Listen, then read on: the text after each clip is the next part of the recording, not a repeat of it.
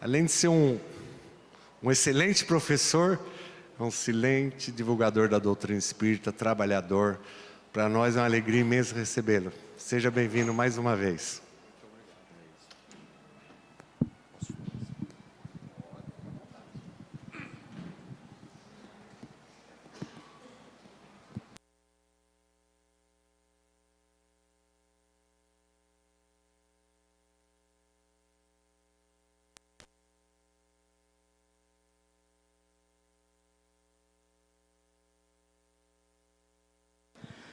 Bom, eu agradeço inicialmente o convite formulado, o carinho com que sou sempre recebido aqui e que observo todos são recebidos da mesma forma. É a característica da casa. Hoje vou falar sobre um tema que grande parte de vocês vem estudando e é estudo permanente da Casa Espírita. Vamos trocar uma ideia sobre o Evangelho segundo o Espiritismo. O foco que eu quero procurar é demonstrar que leituras aleatórias sempre nos servem, seja ela qual for, na leitura do Evangelho. Segundo Kardec, a Bíblia está fundamentada, o Novo Testamento, nos atos e vida de Jesus, nos milagres, nas predições ou previsões, nas palavras que serviram para a elaboração de dogmas das religiões e o ensino ético e moral que Jesus nos legou. Kardec, então, assinala que se nós deixarmos os 4 itens iniciais e nos focarmos apenas no estudo dos princípios éticos, nós teremos toda a concepção do que Jesus nos deixou, nos legou. Os 4 itens iniciais, a vida de Jesus, os milagres, as previsões, os dogmas, isto tem inúmeras contradições, inúmeras situações em que conflitam as religiões. Mas sobre o aspecto ético, os ensinamentos éticos, não há o que se pontuar. São todos eles aceitos, porque eles são universais. Kardec recebeu a incumbência de escrever o Evangelho segundo o Espiritismo pelos Espíritos. O Espírito de verdade recomendou a ele que trouxesse uma obra evangélica. E ele então se refugiou, isto em 1863, no litoral da França, afastou-se dos amigos, do trabalho, da família, e durante 4 meses, durante o outono de 1863, ele trouxe à tona o livro O Evangelho segundo o Espiritismo. O importante nesse livro é que não é uma Bíblia espírita, absolutamente não. Não é uma reinterpretação do Novo Testamento. É um fator educativo, elucidativo, que os espíritos, inúmeros espíritos, trouxeram.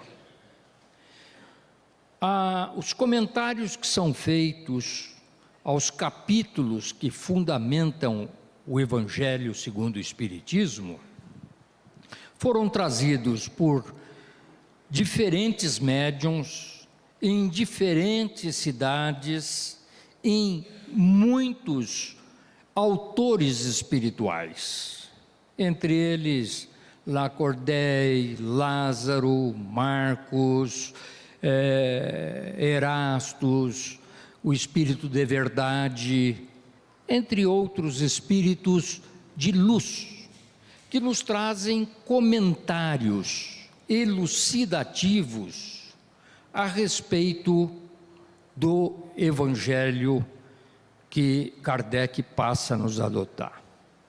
Os capítulos do Evangelho, eles não seguem uma cronologia, uma data segundo os atos de Jesus. Eles são feitos, ele está elaborado de tal forma a fundamentar os princípios do Espiritismo e fundamentar a doutrina cristã. E por que nós chamamos de doutrina cristã e doutrina espírita? Porque se trata de uma reunião de conhecimentos.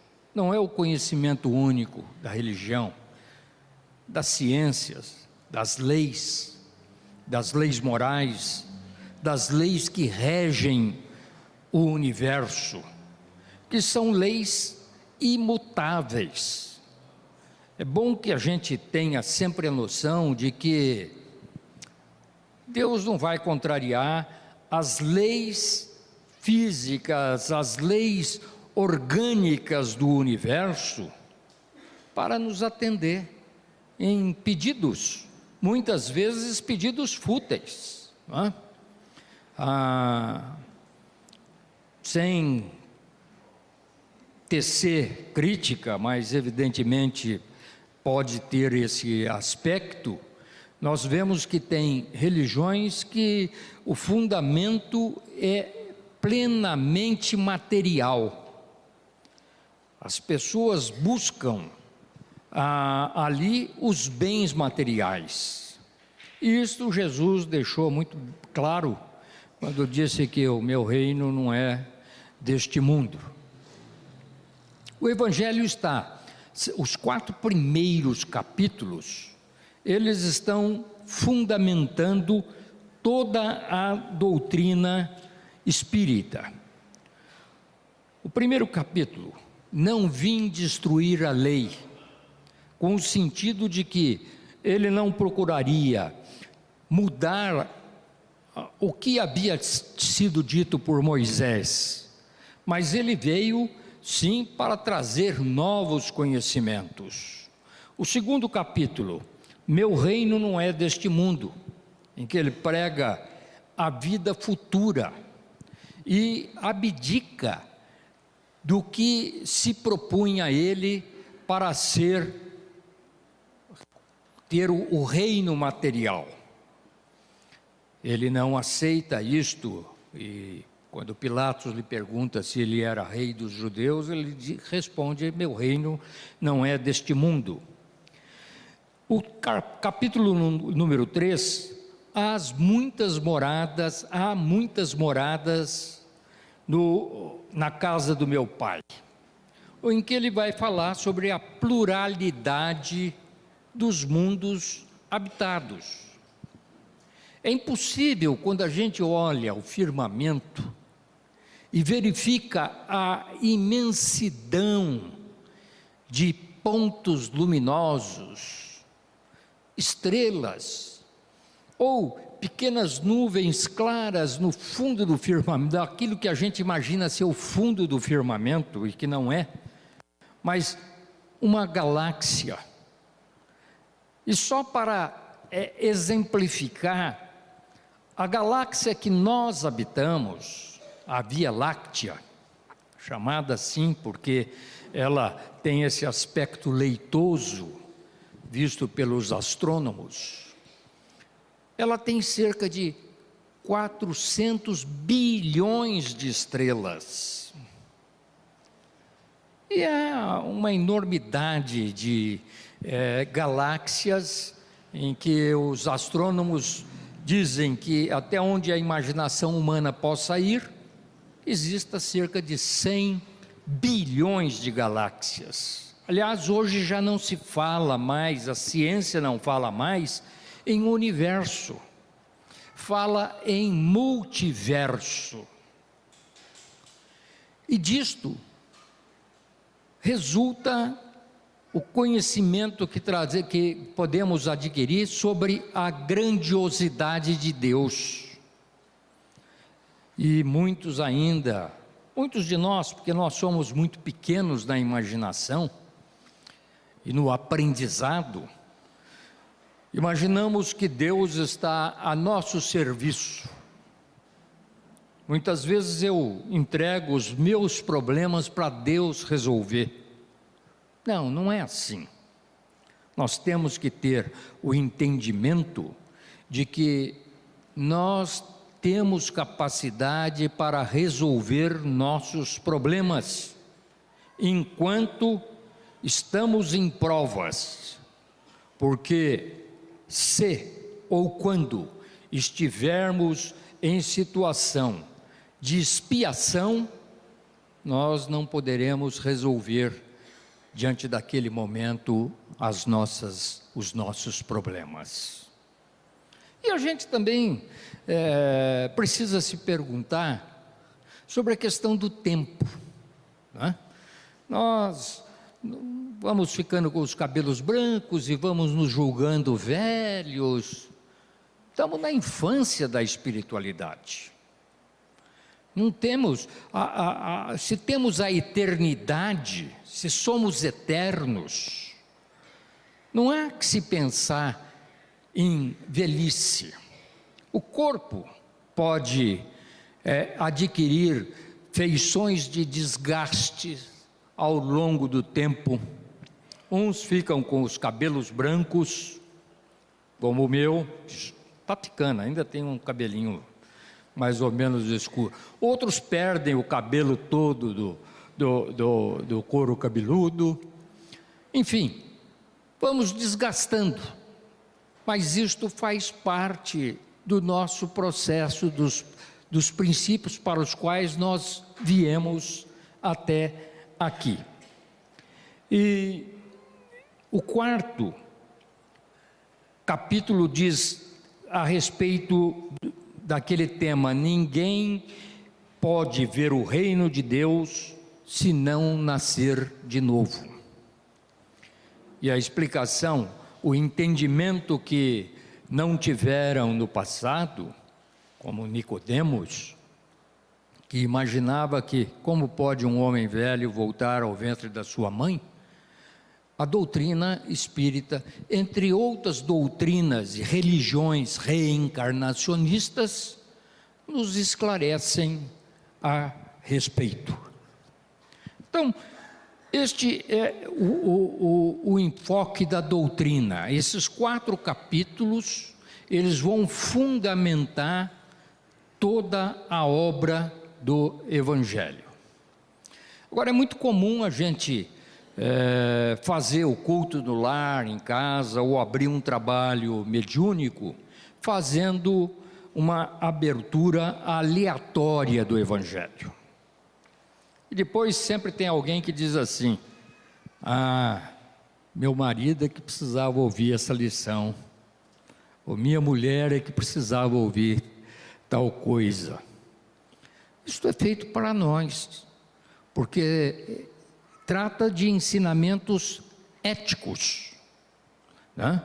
Mais éticos do que moral. A moral é temporal, é cultura, ela muda com o tempo, mas a ética é permanente, no tempo e no espaço, em qualquer ponto, a ética se mantém. Por exemplo, não desejar ao outro aquilo que você não deseja para si. Isso é um aspecto ético, né? Mas na introdução ainda do Evangelho, nós vamos encontrar um traço histórico importante para o entendimento do Evangelho a respeito da organização social dos judeus na época, mostrando as diferentes tribos, as diferentes seitas dentro do judaísmo. E um ponto muito importante que Kardec nos chama a atenção, e isto serve para toda a ciência, serve para todas as grandes descobertas, é que nenhuma grande descoberta, nenhum grande feito vem de repente. Ele tem sempre um antecessor. E quem antecede a este conhecimento que a doutrina espírita nos dispõe, é exatamente Sócrates e Platão. Sócrates, como Jesus, nada deixaram escritos, nada. E interessante que ambos foram condenados à morte. Sócrates, porque combatia o politeísmo e ensinava os jovens a respeito da vida futura. E Jesus fazia o mesmo, procurava esclarecer-nos a respeito da vida futura e a respeito dos procedimentos éticos. Ambos têm procedimentos éticos. Sócrates, o Evangelho nos traz 21 pontos da doutrina socrática, da filosofia socrática, em que são comparadas ao cristianismo, em especial ao espiritismo. Um dos pontos é que a alma é pré-existente ao corpo. Veja, isto 500 anos antes de Cristo, 500 e poucos anos antes de Cristo. Que nós não... é preferível você receber a ofensa do que ofender. Nesse particular, há uma história muito bonita de Sócrates, porque ele, ao ensinar contra o politeísmo, os diferentes deuses que se adoravam na Grécia Antiga, ele foi condenado então a beber cicuta, um veneno que levava à morte rapidamente. E ele foi preso e foi julgado. E quem veio trazer a notícia que ele havia sido condenado foi exatamente a mulher. E ela veio desesperada, dizendo: Sócrates, Sócrates, os juízes injustamente te condenaram à morte. E ele respondeu a ela: e você queria que fosse diferente? Isto é, que fosse por justiça a minha condenação? Então, esses princípios são fortes, e é preciso que a gente releia isto sempre, estude página a página do Evangelho, que certamente isto é feito no curso das quartas-feiras que vocês têm aqui a respeito do Evangelho. Então, me permitam aqui uma coisa bem simplista, mas vamos abrir aleatoriamente o Evangelho segundo o Espiritismo, por favor, e vamos fazer uma leitura para ver se nos serve. O homem de bem. Esse é um capítulo 17, sede perfeitos. Então, a página aberta diz o seguinte: o verdadeiro homem de bem é aquele que pratica a lei de justiça, de amor e caridade na sua maior pureza. Se interroga a sua consciência sobre os próprios atos. Pergunta se não violou esta lei, se não cometeu o mal, se fez todo o bem que podia, se não deixou escapar voluntariamente uma ocasião de ser útil, se ninguém tem do que se queixar dele, enfim, se fez aos outros tudo aquilo que queria que os outros fizessem por ele. A esse propósito, Santo Agostinho dizia que durante a noite ele recordava todos os atos do que havia passado durante o dia, para verificar se ele não havia cometido nenhuma injustiça, não havia ofendido a quem quer que seja. É evidente que nós, no estágio em que estamos, nós, talvez nem vocês já estejam num patamar mais elevado, mas eu não me julgo em condições de aplicação do que está aqui. Deveríamos fazer isto, deveria eu fazer, exemplificar esta situação. Mas por vezes a gente titubeia no trânsito, responde mal a alguém que julgamos que tenha nos ofendido, comentamos a política, e nesses dias em que passamos pelo país, isto é uma situação muito viva, que serve muitas vezes de conflitos, em que devemos evitar. Então, o importante é ser útil. Olha, eu ouvi aqui nosso irmão dizendo, com uma satisfação muito grande, de ter ofertado às pessoas necessitadas um pucheiro, né? Um prato espanhol. Provavelmente na próxima ele vai ofertar uma paella. É isto? A próxima oferta é uma paella. Depois vem um bacalhau a lagareiro. Isto é fazer ao outro aquilo que se deseja ter, pelo menos no Natal. Continuando. Tem fé em Deus, na sua bondade, na sua justiça e na sua sabedoria. Sabe que nada acontece sem a sua permissão e submete-se em todas as coisas à sua vontade. A interpretação deste parágrafo não pode ser assim uma relação de que Deus esteja nos vigiando. Nos foi dado a consciência.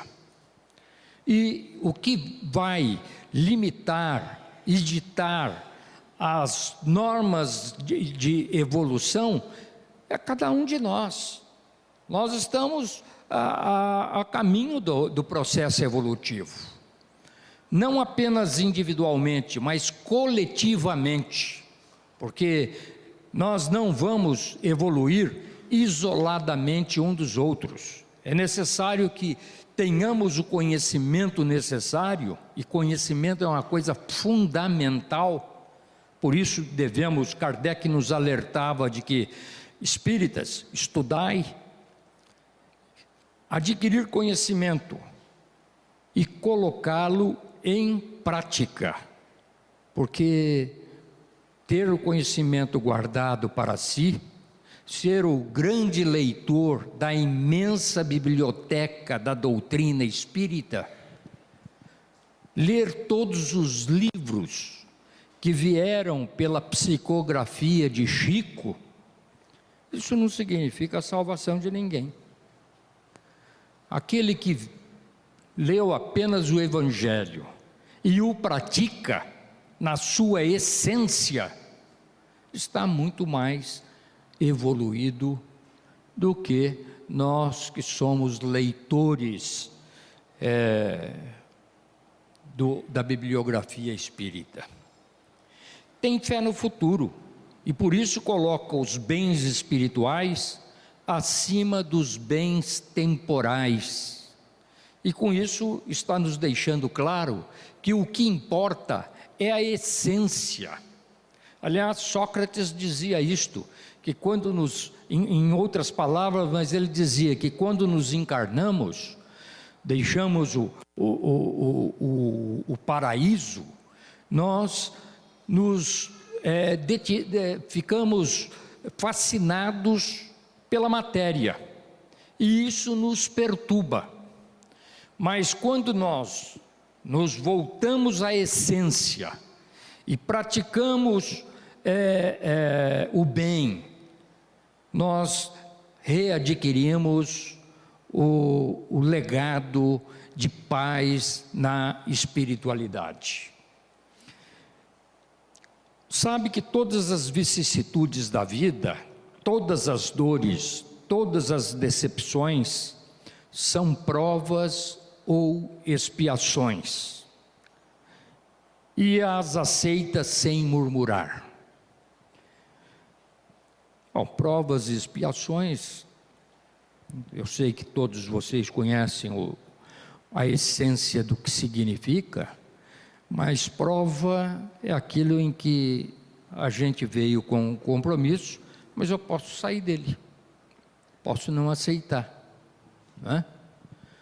Por exemplo, tenho lá um filho excepcional, não é incomum as pessoas dizerem que a mulher é culpada e o marido vai embora, fugiu da prova, só a prova. A expiação não, a expiação está em cima daquele filho excepcional, especial, ele está em expiação, porque ele não sai da expiação. Aliás, uma coisa interessante é que de vez em quando eu passo os canais lá de TV, e provavelmente muitos de vocês devem fazer o mesmo, e veem pelos canais algumas religiões que no mesmo dia tem milhares de milagres. Olha, Jesus é narrado 38 milagres feitos a Jesus, mas a gente vê nesses canais milhares, mas eu nunca vi aspas, a cura de um especial, de um Down. Por quê? Porque não se trata de uma doença, se trata de um aspecto de reeducação espiritual.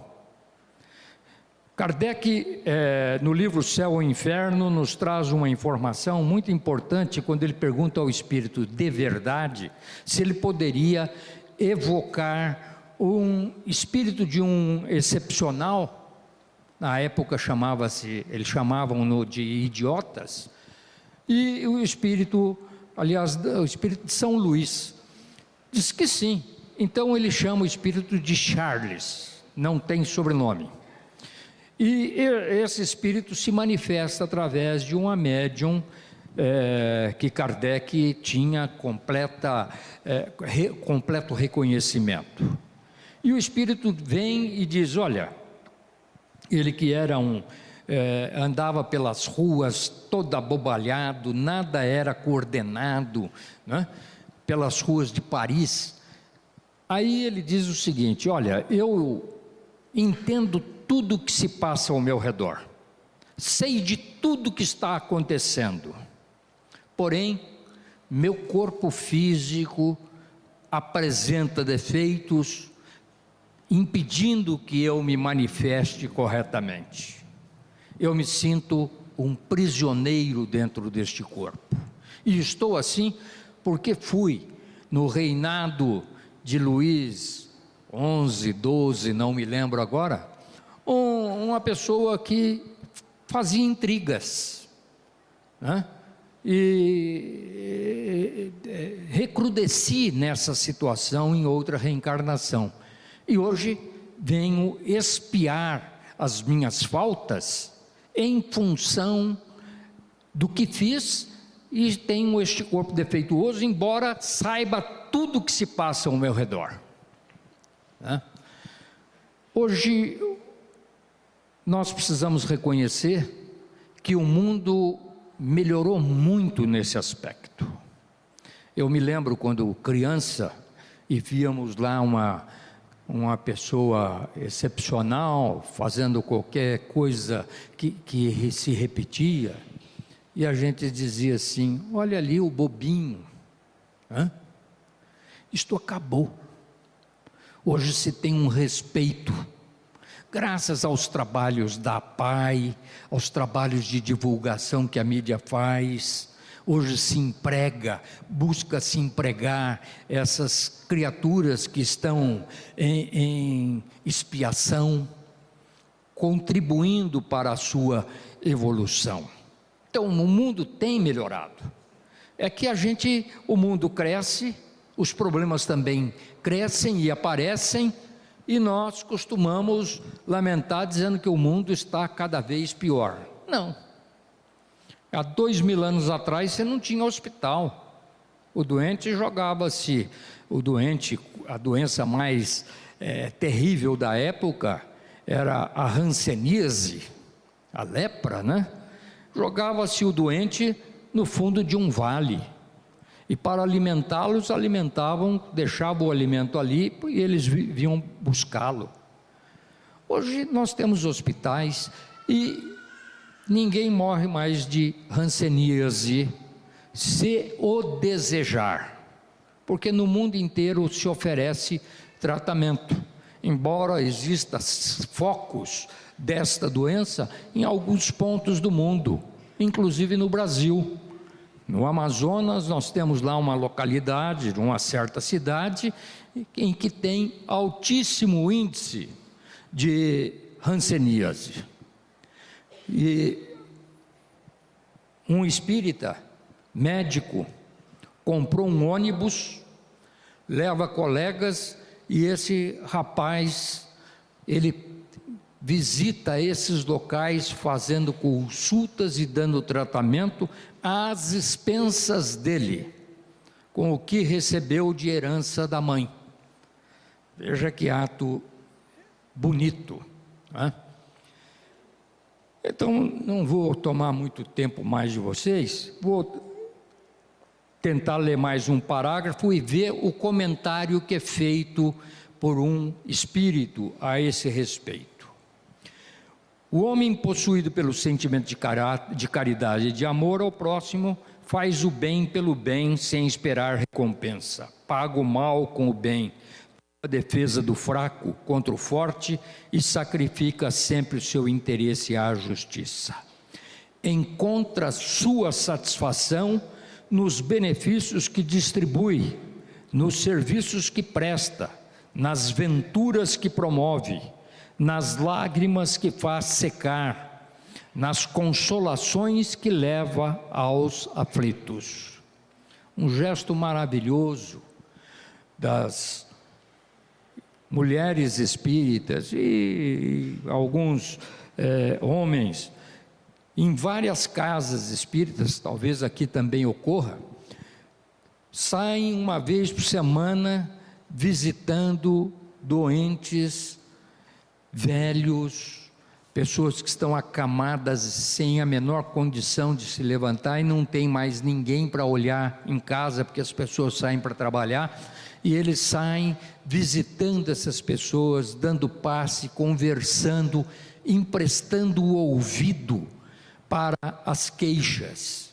E é interessante ouvir o relato de volta, e essas pessoas dizem assim: olha, chegamos na casa de determinada pessoa, muito humilde, estava preocupado que nós já estávamos atrasados, porque nós costumamos chegar lá às 3 horas da tarde e já era 3h30. Mas trabalho não falta, problemas existem aos montes. O que falta é o trabalhador, muitas vezes. Mas estamos evoluindo, e eu sou esperançoso nesse sentido da evolução. O espírito que traz a instrução a respeito deste capítulo, o capítulo 17, é Lázaro. E diz o seguinte: o dever é a obrigação moral, primeiro para consigo mesmo e depois para com os outros. O dever é a lei da vida. Encontrá-lo-emos mínimos detalhes como nos atos mais elevados. Quero falar aqui somente do dever moral e não do que se refere às profissões. Na ordem dos sentimentos, o dever é muito difícil de ser cumprido, porque se encontra em antagonismo com as seduções do interesse e do coração. Suas vitórias não têm testemunhas e suas derrotas não sofrem repressão. O dever íntimo do homem está entregue ao seu livre arbítrio. O aguilhão da consciência, esse guardião da probidade interior, o adverte e sustenta, mas ele se mostra frequentemente impotente diante dos sofismas da paixão. O dever do coração, fielmente observado, eleva o homem. Mas como precisar esse dever? Onde ele começa? Onde ele acaba? O dever começa precisamente no ponto em que ameaçais a felicidade ou a tranquilidade do vosso próximo, e termina no limite que não desejaríeis ver transposto em relação a vós mesmos. Segue-se uma série de recomendações, de esclarecimentos a respeito deste capítulo. Todos nós temos deveres, mas nós colocamos muitas vezes os nossos direitos acima dos deveres. Sempre reclamamos pelos direitos e postergamos os deveres. O dever primeiro é com a nossa família, é em casa, é não faltar com o trabalho educativo. Não é só trazer o alimento, a roupa, o vestuário, o brinquedo, a escola, o médico melhor da cidade ou a diversão.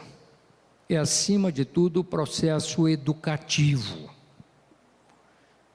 E o processo educativo parte do princípio do exemplo. Nós educamos mais pelo exemplo do que pelas palavras. Todos nós sabemos disto. Então, este dever começa em casa. Depois nós temos deveres com o trabalho. Eu sou funcionário público, sou professor. Dia 9 de agosto, completo 50 anos de giz na mão. Eu ainda sou do tempo de usar giz. E me orgulho muito disto, embora a minha profissão esteja ruindo, lamentavelmente. Não estou no ensino fundamental ou médio, onde o professor precisa se aposentar rapidamente, porque apanha dos alunos, é mal interpretado pela família, a família esquece os seus deveres e se julga no direito de exigir que o professor eduque o seu filho. O professor dará conhecimento aos nossos filhos. A educação cabe à família, não cabe ao professor. Pode ser até complementar, mas o processo da família, da escola é lá. E como funcionário público eu vejo hoje, eu não sou o único, não. Hoje é muito comum. Lá onde eu trabalho tem muitos igual a mim, muitos, não sou o único. E tem muita gente trabalhando até hoje, em várias profissões, dentro do serviço público. E o que se fala hoje a respeito do funcionário público me dói, porque isso não é verdadeiro. Pode ser pontual. Existem maus profissionais. Existe gente que põe o pé no serviço público pensando na sua aposentadoria 30, 40 anos depois. Não sou absolutamente contrário a que se eleve a idade de aposentadoria do serviço público ou do serviço privado. A forma com que vai se fazer, esta é outra questão.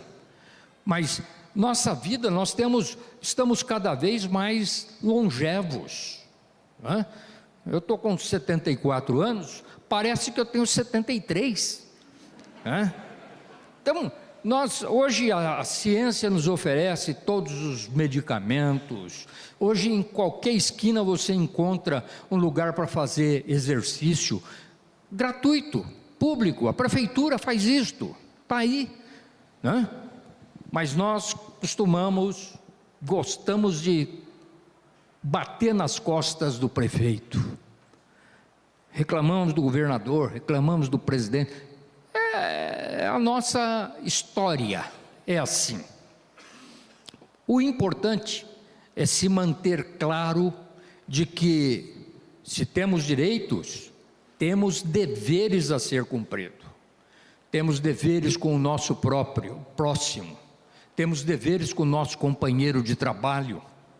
Temos deveres com os nossos alunos, com os nossos clientes de todas as formas. Isto é uma prática importante, uma prática que nós não podemos deixar de lado.